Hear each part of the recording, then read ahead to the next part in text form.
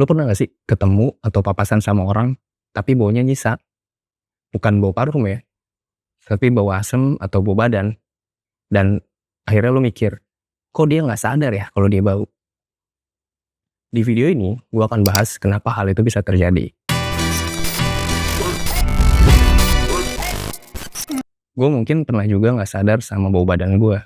Gue pikir, ya gue gak bau dan gue pede-pede aja. Tapi kenyataan sebenarnya gak gitu.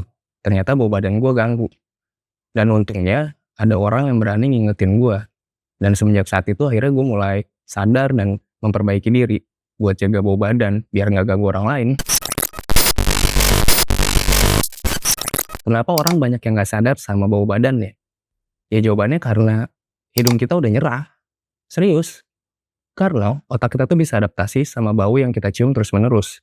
Dan itu ada nama ilmiahnya, yaitu olfactory fatigue. Jadi, ketika lo tuh nyium bau yang sama secara terus-menerus, otak lo tuh bakal bilang ke hidung lo, udah abaikan aja.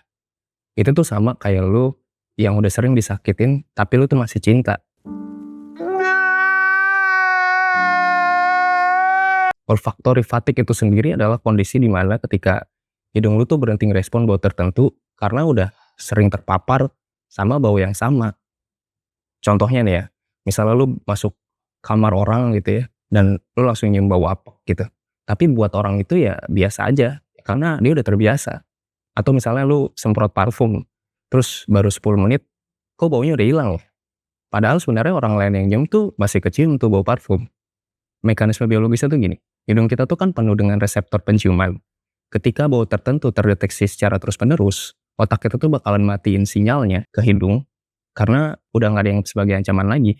The process of olfaction, or smelling, begins with hair-like cilia that line the nasal cavity. This lining is called the olfactory epithelium. As air enters the nasal cavity, some chemicals in the air bind to and activate nervous system receptors on the cilia.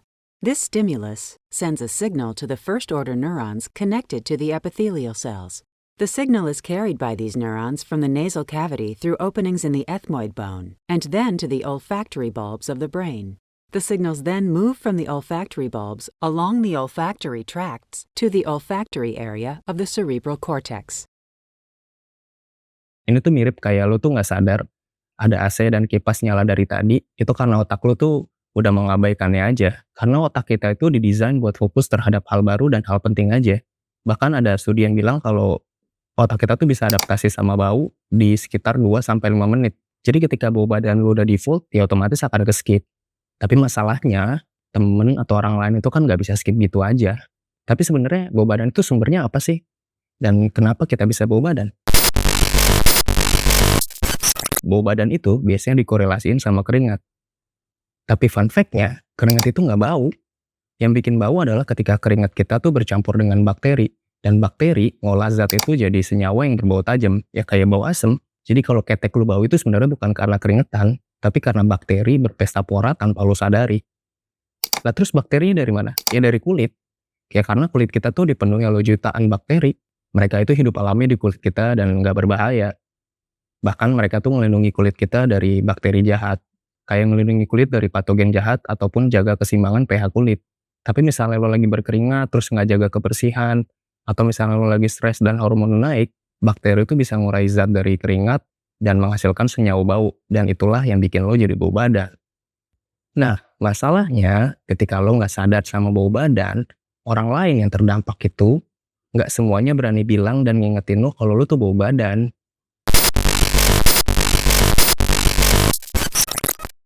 Tahu kan alasannya?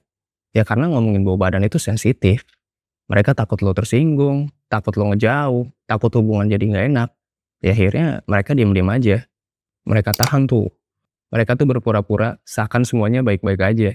Padahal pas ketemu lo, mereka tuh tahan nafas. Tapi kalau mereka bener-bener tahan dan simpan itu sendiri, ya itu kan nggak apa-apa ya. Yang jadi masalah adalah ketika mereka diem-diem ngomongin lo di belakang. Mereka ngegunjingin lo. Akhirnya lo jadi punya julukan baru. Pun kalau mereka ada yang peduli sama lo, nggak semuanya juga akan ngomong langsung. Ada yang cuma kode-kode, misalnya kayak kirimin lu meme soal bau badan, kirimin video soal bau badan, atau bahkan kirim langsung deodoran.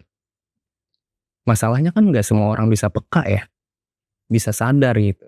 Nggak akan tuh kepikiran kalau mereka tuh pengen ngasih tahu lu. Pasti lu anggap cuman angin lalu ataupun ya cuman sekedar hiburan. Dan lu juga denial gitu. Nggak mungkin lah gua bawa badan. Lah, terus gimana Nyet solusinya? Ya sadar diri. Masalah utamanya itu sebenarnya bukan di bau badannya, tapi di kesadarannya. Ya walaupun lu nggak sadar bau badan, seenggaknya tuh lu mencegah dan cari tahu. Misalnya, lu bisa cek bau baju lu setelah lu pakai seharian, misalnya di bagian ketek, tapi lu netralin dulu penciuman lu. Tanya orang kepercayaan lu misalnya, ya nggak apa-apa, jujur-jujuran aja. Atau lu bisa coba polling anonim, misalnya lu manfaatin Instagram story buat tanya apakah lo bau badan atau enggak. Yang paling penting itu ya lu jaga kebersihan. Misal lu mandi pakai sabun antibakteri, terus pakai deodoran atau antiperspiran. Ketika lu udah keringetan berat, ya lu ganti baju. Terus jangan pernah pakai baju berulang kali walaupun lu pikir itu belum bau. Yang terakhir, ya lu harus lebih terbuka dengan feedback orang. Kalau ada yang negur atau bahkan bercanda, ya lu jangan langsung tersinggung. Dengerin dulu, cari tahu, make sure, atau bahkan introspeksi diri. Atau case-nya lu punya temen yang bau badan. Nah, lu juga bisa ingetin dia, tapi dengan cara empati, bukan ngejek. Atau misalnya kalau lu nggak enak, lu bisa chat personal. Dan yang paling penting, jangan dipermalukan. Karena kayak apa yang gue bilang tadi, sebenarnya masalah utamanya bukan di bau badannya, tapi dia sadar atau enggak. Jadi tugas kita buat nyadarin dia. Sesimpel itu.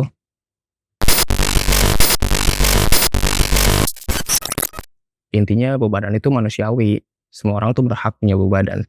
Tapi kita juga punya kewajiban buat jaga bau badan kita biar nggak ganggu orang lain.